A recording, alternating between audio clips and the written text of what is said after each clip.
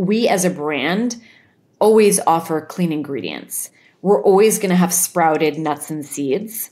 So, they know that with whatever flavor it is, that they're going to be getting very consistent, touch notes of those similarities across the board. I think there's a surprise and delight in this bag where it's like, oh, dill pickle, I like it. And then it's like, oh, wow, this is like a dehydrated pickle slice. And sometimes I think people are like, I don't know if I'm going to like this, but then they try it and it's amazing. Welcome to Brands for a Better World, the podcast that brings you the stories behind the people and products building a more just, healthy, and regenerative future for us all. Tune in weekly, and together, we'll learn about why these better products and brands were created, how they're helping fix broken systems, and what you can do to support them. My hope is that you'll discover some new brands to love and get some sparks of inspiration that will help you live your best life. Hi, I'm your host, Gage Mitchell, founder of Modern Species, a sustainable brand design agency helping better brands grow to scale their impact. If you like this show, please help it grow by leaving ratings and reviews on your podcast app and by sharing your favorite episodes with your friends. Maybe this will be one of them. On this episode, I'm speaking with Laurel Orley, CEO and co-founder of Daily Crunch, about the health benefits of sprouted nuts, how they came up with the winning formula for the upcycled dill pickle flavor, how the pandemic forced them to pivot, why the brand gives back to mental health support causes, the top 3 benefits of being women-owned certified, and much more. We then wrap up with a fun rapid round question segment. Enjoy. Hi, everyone. I'm Laurel Orley. I'm the co-founder and CEO of Daily Crunch Snacks. We are a sprouted nut and trail mix company based here in Nashville, Tennessee, that make uniquely crunchy sprouted nut snacks. Thanks for having me. I'm excited to be here. Yeah, I'm excited to have you too. I've been seeing some of your content pop up in various places on social media, and I was excited to try your products and fell in love with the Nashville kind of flavor there because I love spicy snacks, but excited to dive in a little bit more to your mission too, because as I was digging into your brand, I think there's lots of different pieces. We probably won't cover it all, but I'm excited to share some of the story of how you're doing things different. Speaking of different, obviously there's tons of different nut snacks, nut mixes on the market, so those need no real explanation. But yours aren't just regular kind of roasted and/or seasoned nuts. So can you start by telling us a little bit about what makes Daily Crunch unique? Yeah. And by the way, speaking of social, if you went on our social media today, you'll see we use the Nashville Hot on vanilla ice cream. And I do have to say that it actually, to my surprise, tasted really, really good. So if you like Nashville Hot, it's good on vanilla ice cream. But what makes us different? So we like to say that we're bringing innovation to what we call a trusty but dusty nut snack category. And how are we doing it? Well, we really have 2 big differentiators. The first is we're sprouted, and a lot of people listening are probably like, what sprouted? Why do I care? Well, nuts and seeds have something called phytic acid. Phytic acid is an anti-nutrient. When you soak nuts and seeds in water, which we do, it starts the germination process and it sheds the phytic acid from the nuts and seeds. When that is removed, it makes them much more nutrient dense, easier to digest, and something called bioavailable, where the nutrients absorb in your body a lot faster.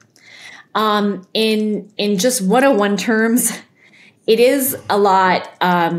It's people who have some gut issues don't a lot of the time with sprouted, but we actually are in the midst of a massive study right now proving out that sprouted nuts and seeds have higher protein, fiber, and less fat than raw roasted nuts. There is a whole science behind this, that when you break down nuts and seeds during the germination process, it is a chemical reaction that's starting, and a lot of that affects the proteins, and there is a higher protein count. So while this is kind of a sneak peek about this, we are in the midst of changing out our labels to reflect these findings, which I'm really, really, really excited about. So not to give too much away, but our 1.5 ounce bags will now be in double digit protein territory. But that being said, Through our patent pending soak sprout dehydrate process, we soak the nuts for a duration of time where they create this hollow core. And then we put them through a commercial dehydrator where all that excess moisture is removed, but that hollow core remains intact, giving it this crunch like a chip. So we satisfy crunch cravings the healthy way, and that is the immediate point of differentiation that consumers get when they try us. That's amazing. Yeah. Yeah, I've known of sprouting in general for a while with all sorts of grains, had various clients kind of focus on sprouting and the health benefits there. But it is, I've seen it a little bit more in like the grains category, like sprouted wheats or something like that, kind of popping up for like super healthy bread. I haven't seen as many nut companies jump in and start doing that, even though the same kind of logic makes sense. So was there a reason that you feel like other nut companies weren't jumping on this? Is it just more labor intensive, too expensive? Like what was stopping them from doing this? I mean, it is a whole other process and type of manufacturing equipment. So a lot of nuts are roasted, and that a lot of the time also includes oils, processed oils that a lot of consumers that are shifting away from. And we don't roast our nuts and seeds. So we dehydrate them at super low temperatures. Roasting is 180 degrees plus. So a lot of this manufacturing equipment, I don't even know if they have the capability to go below 180 degrees. So a lot of that would intake purchasing all new equipment. And that is just, I think it's a lot. I also, a lot of is timing. There's a lot of variables that come into play, and it's product market fit. It's also, seeing how some of the emerging brands, especially me being an emerging brand in sprouted nuts, like how can we do outside of the natural channel? So one of our things is that we are one of the only sprouted nut brands that actually has been able to grow outside the natural channel. We're in CVS, we're in Meijer, we're in Hy-Vee, we're in Raley's. And I think that, it very much is new for sprouted. Yeah. To be. Now, was that because you approached your brand in a more kind of mainstream snackable approach rather than designing or building the brand around the natural channel? Or is that a product attribute or just timing that kind of made sense for you to be able to go into mainstream? Well, it's funny that you ask. Our 4th birthday is coming up, and we actually are a pandemic brand. So while our intentions were to launch in the natural channel and go by the consumer packaged goods playbook, we literally had to throw that out the window when we launched in March 2020. So while ideally, I'd like to say to you that we had this whole plan in place, we had to pivot and be nimble. And I think as an emerging brand, you are able to do that more. But for us, we're like, all right, great. We're launching at Expo West in 2020. It's going to be so great. We're launching a National Snack Day, and Expo West was canceled, and the world shut down. So when we called some of our contacts in these natural channel stores, they said to us, if you're not milk or toilet paper, do not bother us because we're dealing with a pandemic. And rightfully so, and we really had to then think outside the box, where we started to stumble upon opportunities that were very different than how a Better For You snack would typically launch.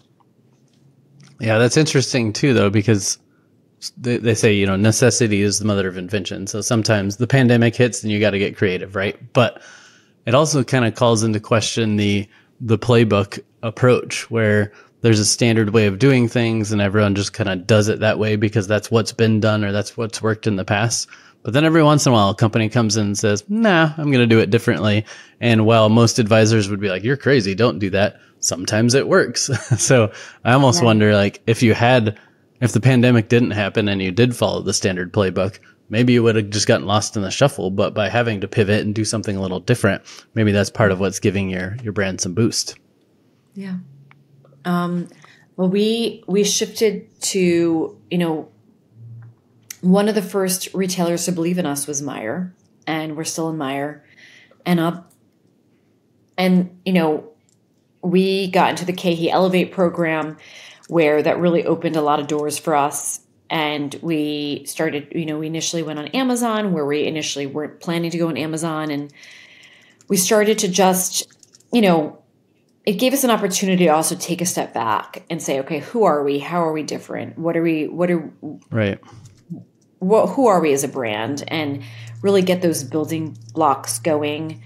I think sometimes once you launch, you're just rush, rush, rush, go, go, go. And launching the pandemic forced us to really think through some things.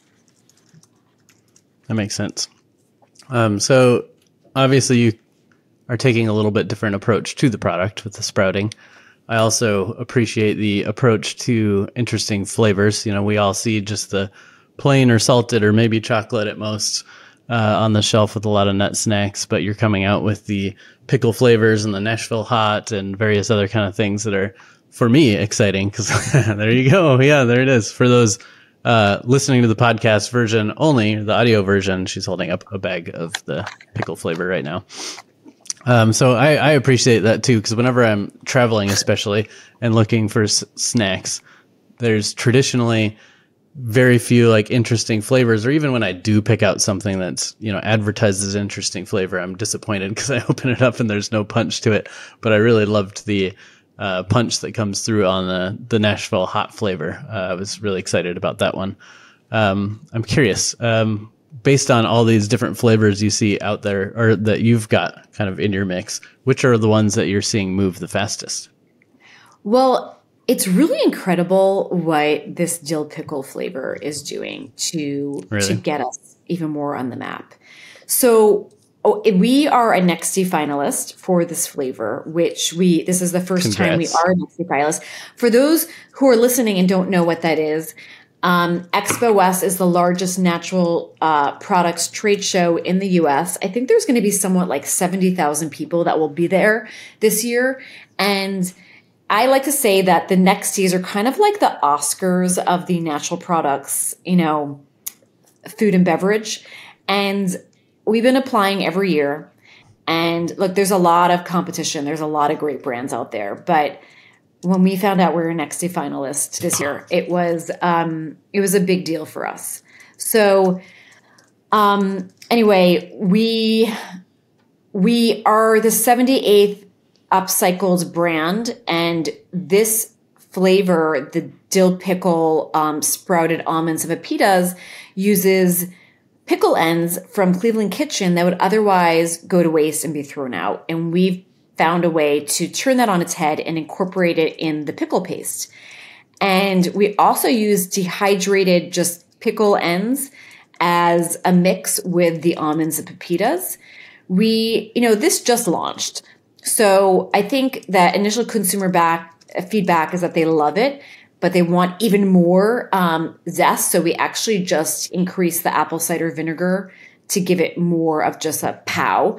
But it's also, to my knowledge, the only dill pickle flavor in trail mix and nuts that is clean. And when I say clean, is that it's sugar-free, it's oil-free, and everything in the ingredients is something you pronounce and understand.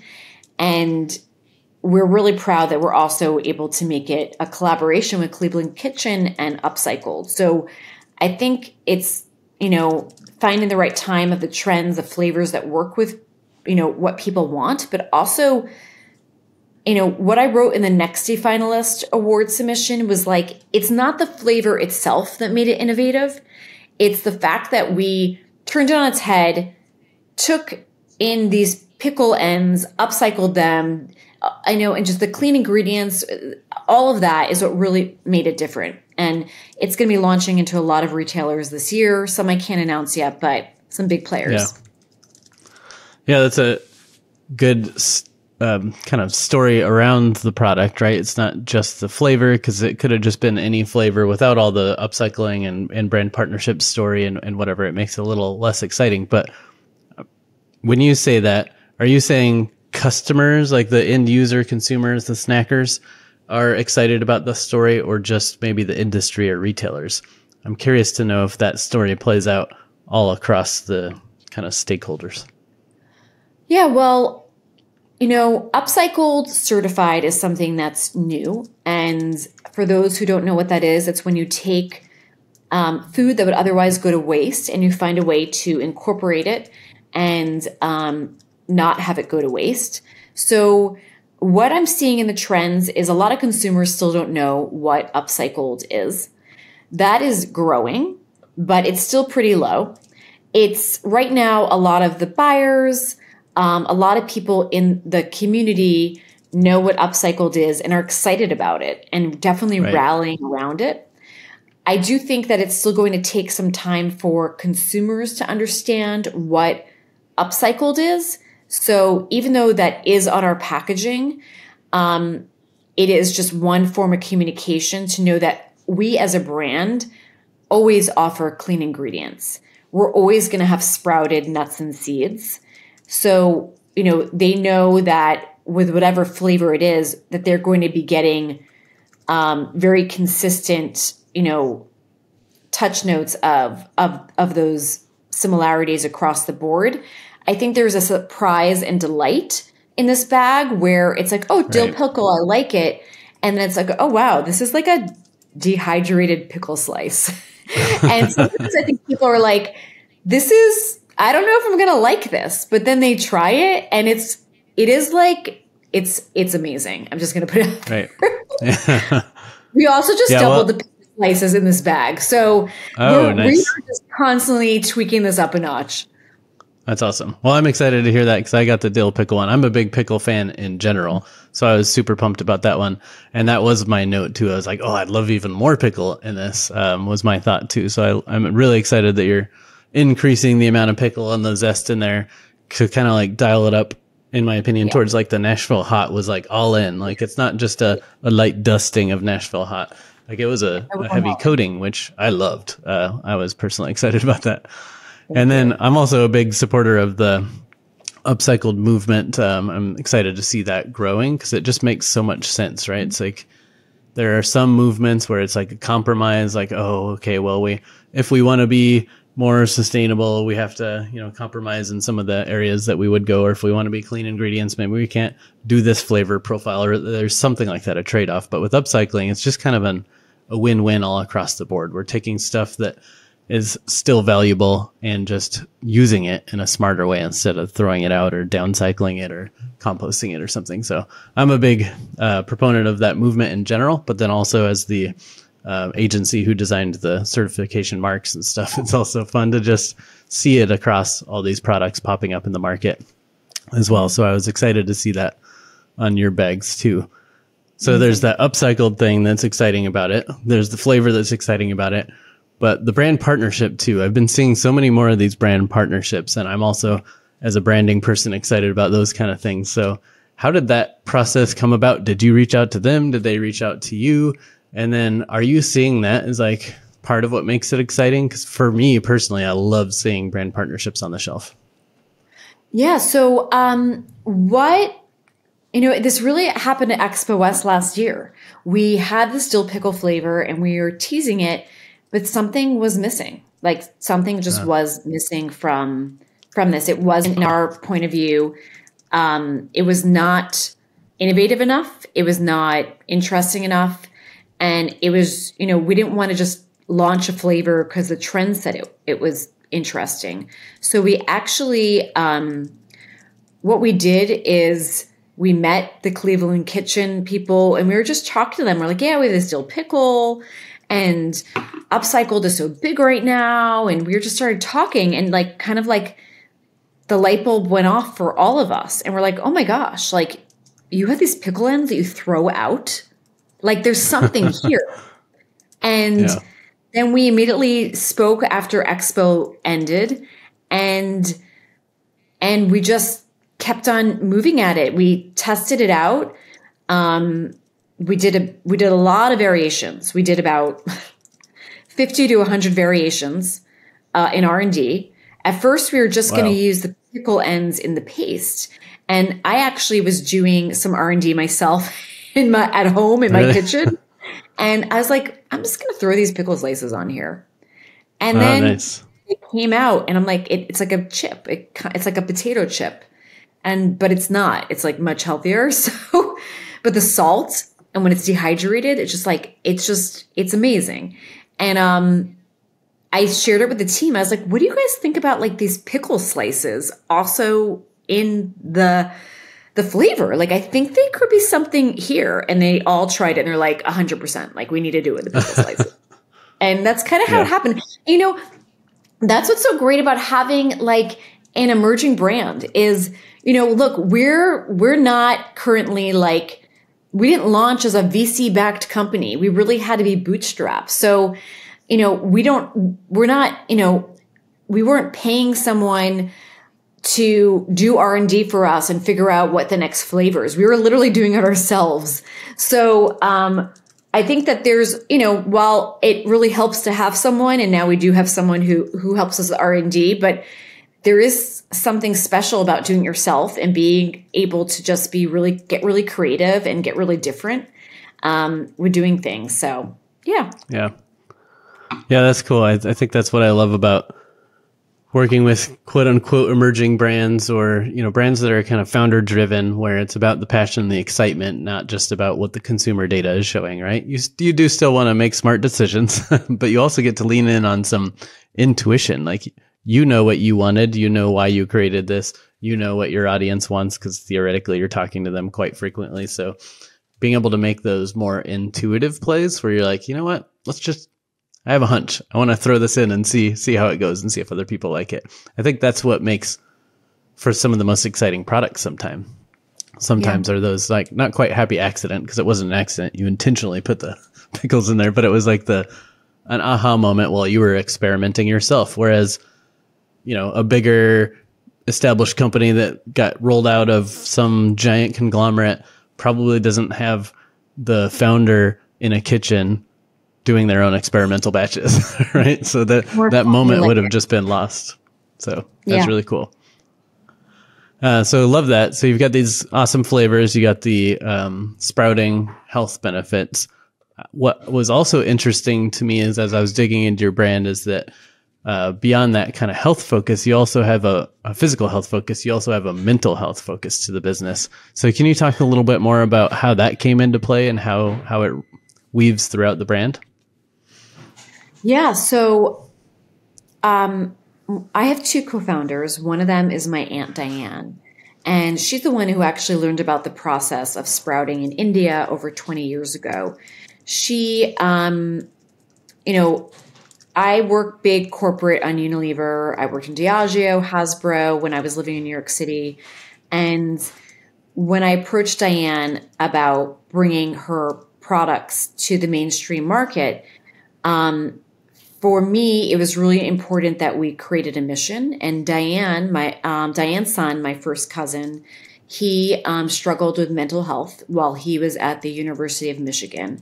And for a lot of people, mental health illnesses don't really come to the surface until you are, 19, 20. That's kind of around the age that a lot of things hit. So he ended up losing his life to it. That was 10 years ago. And Diane and her surviving children and husband started the Support Network, which advocates mental health awareness on college campuses. It is an outlet for students to go to when they are dealing with things personally, or if they have friends or roommates, or whatever the case is. And, Diane has literally, her family, the Support Network has saved lives. It has saved lives. And I think, a lot has happened in the past 10 years with breaking the stigma of mental health, but obviously there's a lot more that has to go. But we believe, what you eat and how you feel go hand in hand. It all ladders up to brain health. Taking care of yourself comes in many different ways. And part of that is also eating well. It's not just about physical health and exercising, but it's also what you put into your body. So Diane, the type of person she is kind of the pseudo chef. Like she's like Aunt Diane, like to everybody, where she's always hosting people at her house with this amazing, clean food. She makes everything from scratch. And I worked on the Dove campaign for Real Beauty, where I saw them also changing the perception of what beauty is to girls. And I want to do that to mental health. So that's kind of a long story of how we are a mental health mission-driven company. I love that. It reminds me a little bit of the cookie dough company Dope. I'm not sure if you follow them or not, but the founder was struggling with kind of alcoholism, and then decided enough was enough, decided to become sober, went on a path of exploring changes in her life, remembered that she loved baking cookies and other things like that. It brought her joy. So she started like baking, and then decided to launch a cookie dough shop and a cookie dough brand, and then kind of weave a lot of this mental health awareness into the brand. And so they have the whole program called Dope for Hope, where it's all about talking about mental health awareness. And she's got a podcast, Soberpreneur, where she talks about what it's like, you know, to be on the sober path and trying to build a business or change your life or whatever along the way. So that's another example of a company just trying to tie a little bit of the mental health awareness into the brands. And to your point, it's just becoming easier for people to talk about, which I think is great, because having safe spaces to be able to talk about this stuff, I think is really powerful, like this support group that your family founded. So I think that's really important to weave into these messages. And I love that you're talking about how it's kind of holistic health, right? It's like what we put in our bodies. It's how we approach the world. It's how we treat ourselves. It's like the mind, body, and soul or heart, you know, passion kind of stuff. That's all important. Yeah, that's great. So I love that that's a part of the brand. So how are you going about engaging that part of the brand? Do you have programs where you're just giving money to support groups, or are you just kind of starting the conversation? Like how's that showing up? So, we give a portion of proceeds back to the support network. That is what Diane and her family helped start, especially at the University of Michigan. So on our website are plain sprouted almonds. All throughout the year, the sales from that flavor are donated to the support network. We do a lot around Mental Health Awareness Month in May, and Diane is really kind of the person who comes in to talk about that. I think that she has the most authentic voice around it. Right. So as we ladder up to May, we are starting to plan how we're going to be communicating that out. There's a lot more that we want to do. I think we're still trying to figure out how to push that forward and grow with that as we continue to grow as a company. So we've been having some calls with some really great people who are movers and shakers in with mental health awareness, and that is something that we want to bring to light a lot more. So great, yeah. I mean, when you have layers of mission and purpose in your brand, there's so many different places you can bring it to life across the different channels of your brand, or different touch points, or even just over time, you can do more and more. I have no idea how it would work, but just kind of the same way you did the brand partnership with Cleveland Pickles, I almost wonder if there's like a mental health brand collaboration or something like that too. I don't know if a cookie dough nut mix makes sense or not, but I'm making a list of everybody I need to reach out to as soon as this podcast ends. So yeah. I love that. There's a lot. It just, look, we're a small team. But this is very important to us. So, you know, we're right now in the middle of a Series A, and we just have some exciting initiatives that we are going to finally be able to do. Now that we're going to be becoming a bigger team and be able to do a lot more. And one of that, obviously, is the focus on mental health. Yeah, that's great. Love it. Well, I'm excited to see that continue to develop as the brand grows and scales your impact. So you were mentioning you're a small team, and being a small team means you've got to wear lots of different hats. I noticed when I was digging into your background, you have a pretty strong background in media. How have those skills helped you as a CPG entrepreneur? So I worked on Unilever for 13 years. I worked on flagship brands like the Dove campaign for Real Beauty, Hellmann's Mayonnaise, Suave. I was part of the Lipton Pepsi partnership. A lot of what I learned there was that consumer packaged goods playbook. So no matter how big or small you are as a brand, there's still critical steps that you need to take in the pre-launch phase, Right. the launch phase, the post-launch phase that you need to do to be able to build and grow and understand a brand. So while I wasn't working on Dove, which had,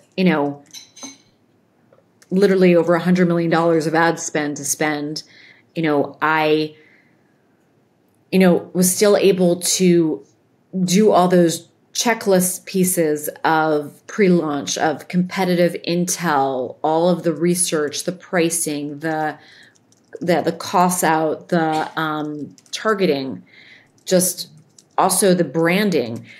So I was really able to use what I've learned in big corporate to still do the same steps and have the same stages.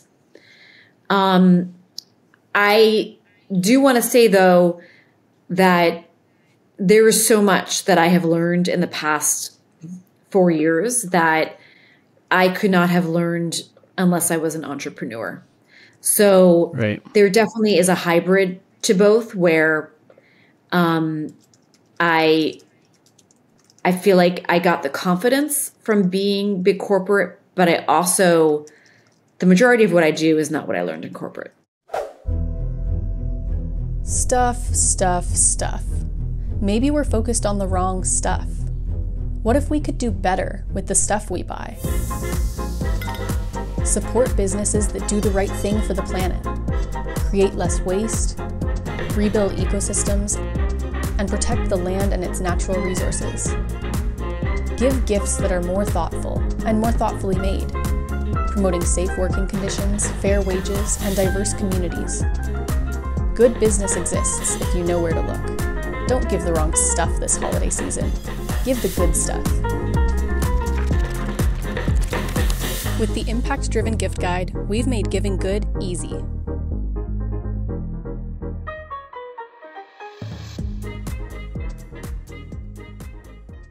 That's interesting too, because I think I see so many founders come into CPG with zero experience in CPG, but they've got experience in some other field, maybe legal or advertising or whatever, and they're able to pull some of those skills in. But to your point, it's just all learning from there.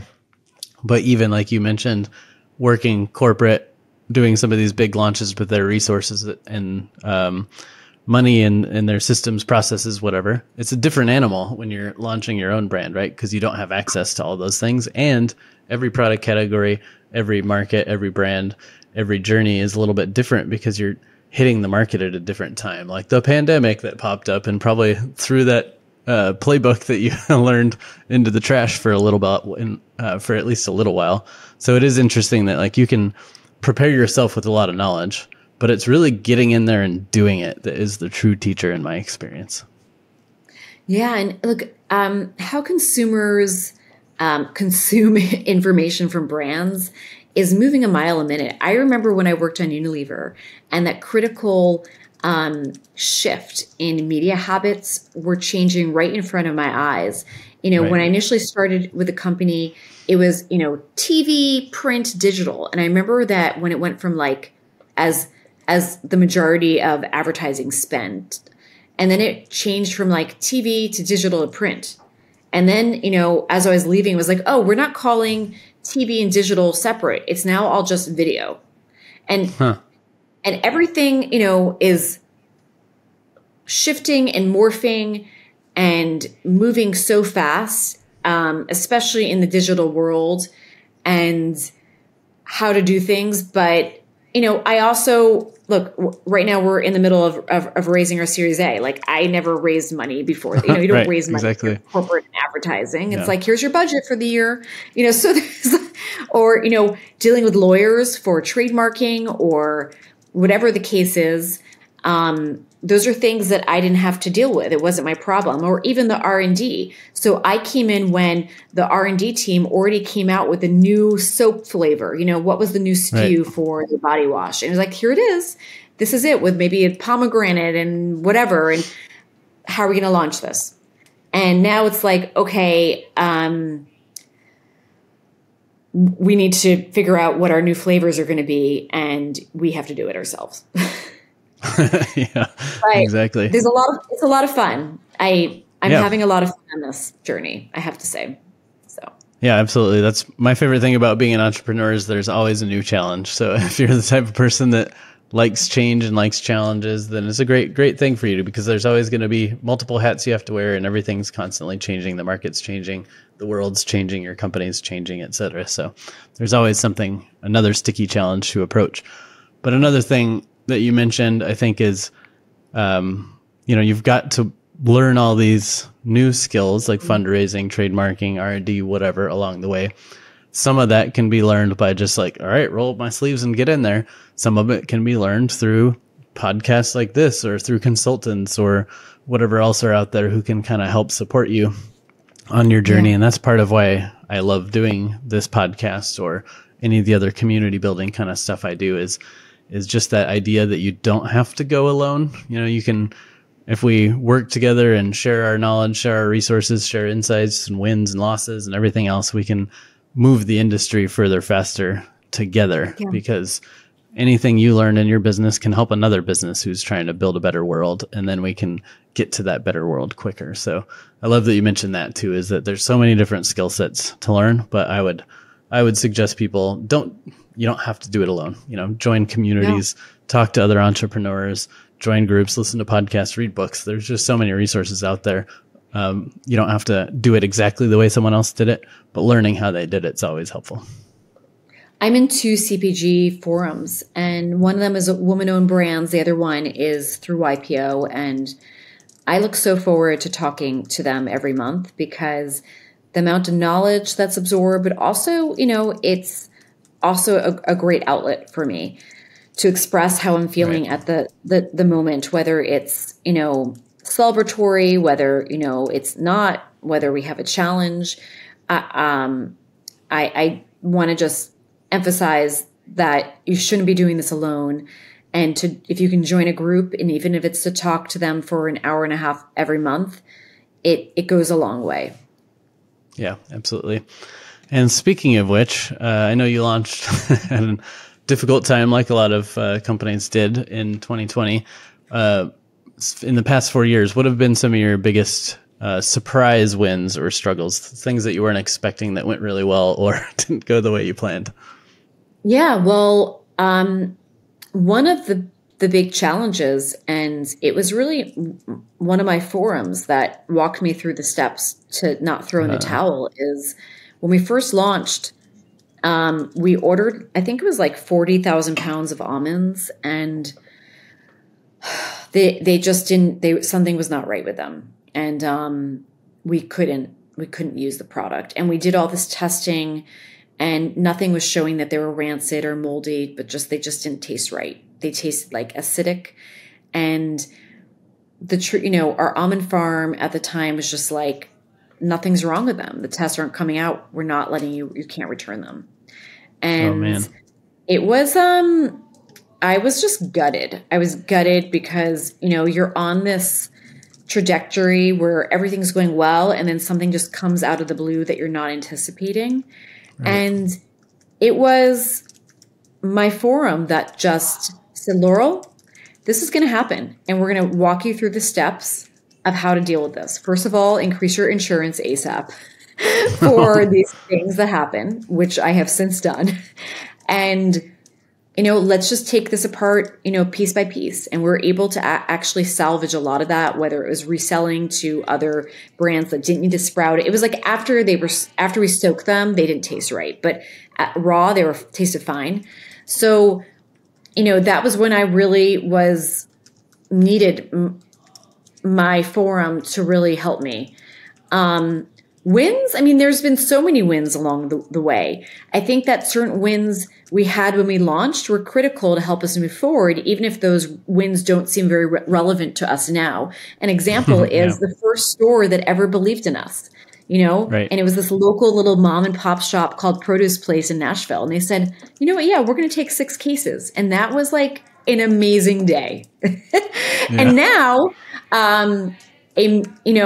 we just got into Fresh Time, all locations. We just launched in. We're now a Misfits everyday item. I have to say, though, the last time that I kind of actually screamed is like we've been trying to get in Wegmans since day one. And when we met with the Wegmans buyer last Expo West, she was just like, "I love you guys, but we just don't have any space. We haven't done a reset. We don't know when we're doing a reset next." And then we got an email a few weeks later, and she was like, "Actually, this brand just closed their doors, or I think they just went belly up, and we have space, and we want to put you in it." And it was just like, one of those surprise times where it's like, wow, this has been a top account we've been trying to get into, and they're taking a chance on us. And we all know that it's not about getting into the store. It's then just winning in the store. So we've been really excited with Wegmans and just everybody who's believed in us along the way, because there's always going to be challenges. There's always going to be people who don't believe in you. There's always going to be competitors who come your way that you weren't expecting or anticipating. Right. And I think that also goes to just building your brand. Who are you as a brand? What makes you different? Going back to that and just building that, making it stronger, making it bulletproof, to stay in our lane and just say, let's just keep on staying in our lane and doing what we do. Yeah. I mean, there's so much amazing stuff you just said in there. So I appreciate all that. One thought that popped into my head is just the simple idea that you miss every shot that you don't take. And like that, Wegmans opportunity, if you had assumed they were too full or whatever, and you didn't pitch them, then you wouldn't have ever gotten that phone call. Or if you didn't respond quickly and be able to jump on that opportunity when it did pop up, you wouldn't have proven out yourself to get taken into more stores. But I think some people get a little afraid of the rejection or afraid of taking chances or afraid of potential failures, and then therefore they don't try as many things. But when you go out there and you try, some of those things are going to work, and it's going to lead to other successes in the future. So taking more shots gets you more wins. And then you're also mentioning the unexpected stuff that's going to pop up. Like that's just a fact of doing business, right? Like it's something you can't avoid. So I always just say, like, always expect the unexpected, because you can't predict everything. Stuff is going to pop up, but you can't let that derail you. To your point, focus on your brand, stay in your lane, just keep going. Like you're going to get, there's going to be a lot of bumps in the road, but those bumps don't have to take you off your tracks. Yeah. There's always going to be someone bigger than you. There's always going to be someone smaller than you. I think, we have a very clear vision of what we need to do and just stay on track with what our KPIs are for this year. A lot of things, to your point, are going to come out of left field that we weren't anticipating. But we also, we go off of the traction model where every month, every quarter, we have very clear KPIs for each team member, what those quarterly, weekly, monthly goals are. We check in every Tuesday morning. All right, how are our KPIs doing for every person and what numbers they own? Why are we up? Why are we down? So there are, so we can avoid as many surprises as possible, where we kind of have an understanding. A lot of it is in the data, like velocities or the numbers, the what is that story telling us? One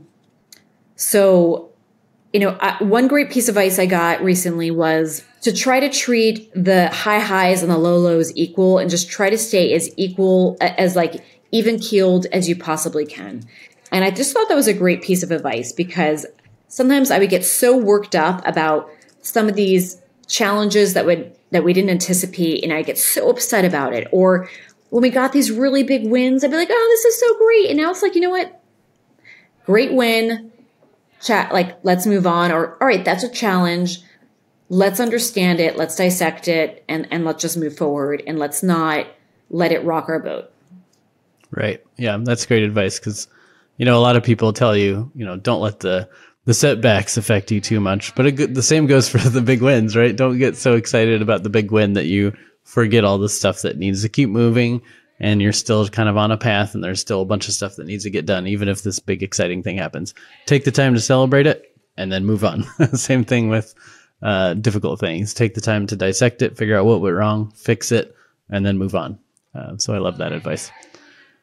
So, we talked about why your products are different, your mental health focus as well. But another one of the prominent logos you have on the front of your package is women owned. So that's another kind of area of entrepreneurship that we like to highlight on the show, is women owned, minority owned, LGBT owned, et cetera. So I'm curious, since you are prominently displaying that logo, how have you seen that helping your brand so far?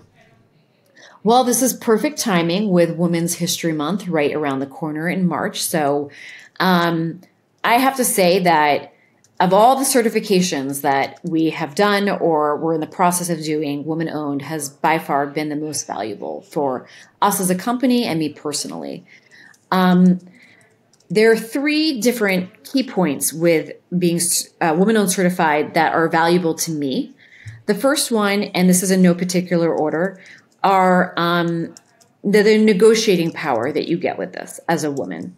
So slotting fees. There are a lot of amazing retailers out there, but when you get into some of those retail stores, the slotting fee to get on shelf is 6 figures. And we have already been able to negotiate hundreds of thousands of dollars in savings through being woman-owned certified with slotting fees. The second, and a lot of different negotiating powers that come up. I know a lot of it is with maybe pricing and things like that. But the second is just connections. So whether that's connections with the diversity supplier team at Target or whatever retailers, like tomorrow, Meijer has a quarterly summit they do with all diversity suppliers. And it's really wonderful what they do, where we all get on a call together and help each other. The connections with other woman-owned founders that I have, can now say are some of my really, really close friends. I mentioned how I'm in a woman-owned forum that meets monthly. And last but not, what is the last one? There were 3. I can't remember what the third one is. But it's just been extremely valuable to me. And I'm very proud to be that. I mean, look, as we approach Women's History Month, there is still a lot of work that needs to be done, especially in food and beverage. The staggering statistic of 2% of VCs only spend of their 2% within women-owned company, and there's just it's some staggering statistic, and there's just a lot that needs to be done with this. I think it's also only 2% of female-owned companies ever do over $1 million in sales. It's just wow. It's still not where it needs to be, and I want to help in any small way I possibly can to help move that forward. That's great. Yeah, and I don't have the episode number off the top of my head, but somewhat recently we had an episode with the organization that runs the women-owned certification and kind of dove into some of the problems and challenges and what's being done to support companies who are women-owned. So if anyone's curious to dig deeper, go through the episode archive and you can find out some more info there.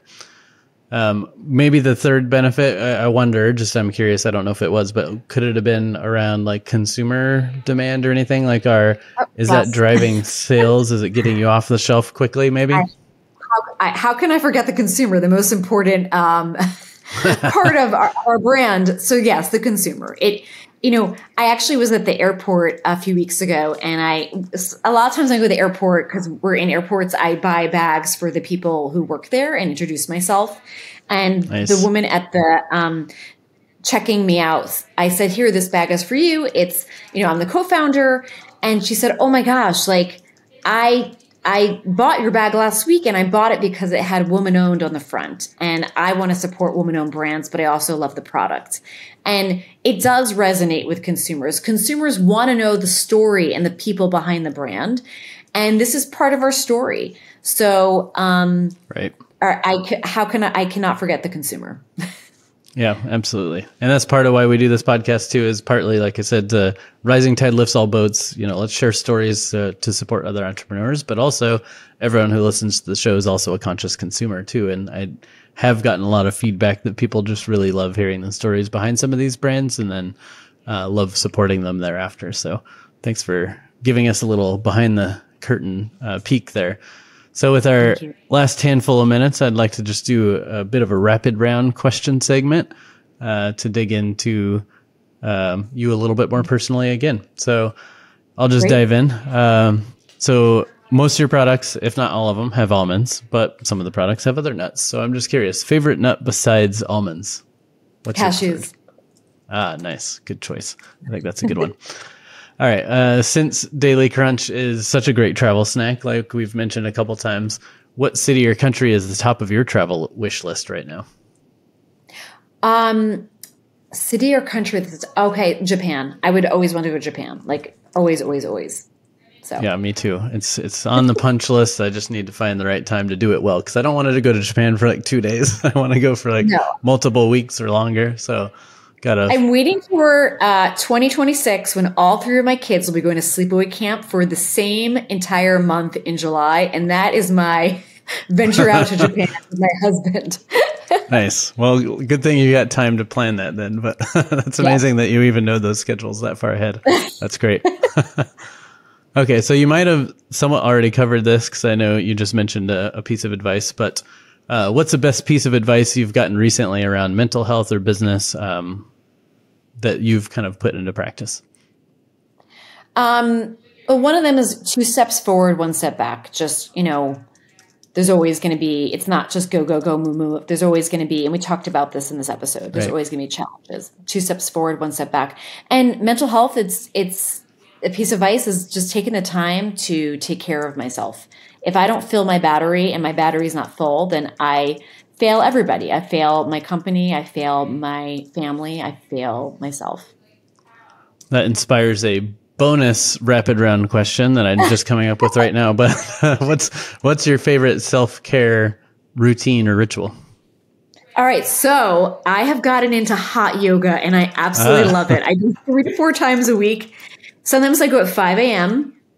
because it's my time when nobody can bother me. My kids aren't up yet. And I go for an hour, and at the end of hot yoga, I get a ice cold lavender towel that I can just rest on my face. It is the best feeling ever. And then I'm ready to start my day. I mean, I sometimes am ready to crash at 3 o'clock because I was up so early, but that is something I love. That's what I was going to say. You lost me at the 5 a.m. part, but the rest sounds pretty nice. Like what hot yoga is you get to work your exercise and your sauna in at the same time, basically. So it's efficient. It's so amazing. Love it.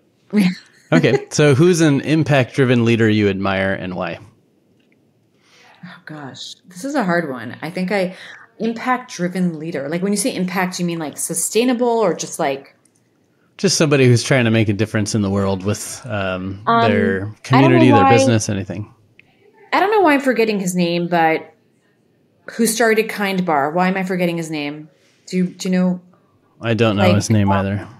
Let's see. I'm blanking. But he has really inspired me in many ways. Daniel Levitsky? Yes, Daniel Levitsky. So how he's grown his brand has been incredible journey. But for someone who is a leader with pushing brands and founders forward, and I don't like to get kind of religious and personal and political or whatever, but I'm Jewish and he's Jewish, and just what he's done to talk about just kindness and peace and what everything's going on with the reality of anti-Semitism right now. So I really appreciate everything that he's done. My son is getting bar mitzvah 2 weeks after Expo West, so I may just explode between Expo West and the bar mitzvah. But I've just really admired him and what he's been posting on LinkedIn lately. Yeah, that's a great example. Both, like you said, from a leadership standpoint, but also putting out better for the world products too, right? Just kind of trying to change a category by using better ingredients and whatnot. He's a true leader in my eyes. He really is. Great. And then because this podcast is called Brands for a Better World, I'm curious, what does better for the world mean to you? Better for the world, what it means for me right now is climate change is real and we are not doing enough. And I really, really, really want to be part of a movement where we can come together, even like competitors and whatnot, and just make real changes when it comes to the plastic that we're using for our products, how we can get more sustainable, test more regenerative agriculture. I just feel like we can do so much more, and I want to be part of that. Love it. And on a related note, we had an interview with the Change Climate Project, the people behind the climate neutral certification. And one of the things that was interesting to me when I asked him, like, of all the problems that we are all facing in the world, why should we focus on climate change? And he said, it's the only one we haven't dealt with before. Like all the other problems that, that we're dealing with, whether it's economic or social issues or whatever, they're things that we've been struggling with and, have wins and losses for a long time. But this is the first one that is a new problem and we're all going to have to come together to solve it. So I thought that was an interesting note there. And I would also add to it that climate is an everything problem. It's not just environment. It is a social problem. It is an economic problem. It's an everything problem. So I love it from that angle too. And then of course we've got lots of episodes on a recent episode on going kind of plastic neutral or removing plastic from your supply chain. And we've had episodes on regenerative agriculture too. So if any of you were inspired by that answer, dig into the episode archive because we've got lots of good stuff for you. With that said, Laurel, I want to just say thank you for carving out some time to share your story with us. And just thanks for being the kind of type of leader we can all look up to, learn from, and kind of rally together with to change the industry and try to do business in a better way. So thank you for all that you do. Thank you so much. This is a really special podcast, and I hope to see everybody at Expo West. Yes, I'm excited. See you there soon. Thanks for listening. To learn more about Laurel or her brand, visit dailycrunchsnacks.com and at dailycrunchsnacks on social. If you like this show, remember to help us grow by liking, reviewing, and sharing. If you're new here, don't forget we have over 100 episodes in the archive. Some might be called Evolve CPG, but it's the same show, so dig in for more goodness. If you consider yourself an impact-driven professional, join me over at impactdriven.community, where we're supporting each other's growth as impact leaders.